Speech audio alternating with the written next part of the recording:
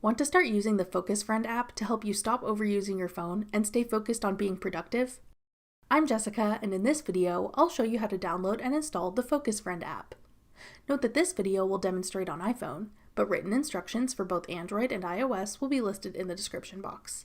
Now let's get started. To download Focus Friend, first open the App Store. Go to the Search tab.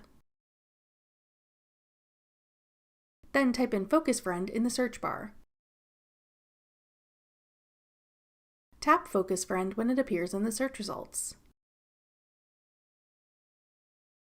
Then tap Get.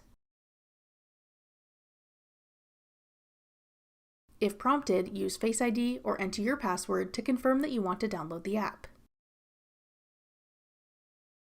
Wait for the installation to complete. Then tap Open to start using the Focus Friend app. That's all it takes to download Focus Friend. Want to learn how to use the focus mode settings on your iPhone? Check out this tutorial next. Click the video on your screen now to watch. Thanks for watching. If you found this video helpful, we'd love it if you'd hit the like button below and subscribe to our channel. We put out great new tech tutorials like this one every day.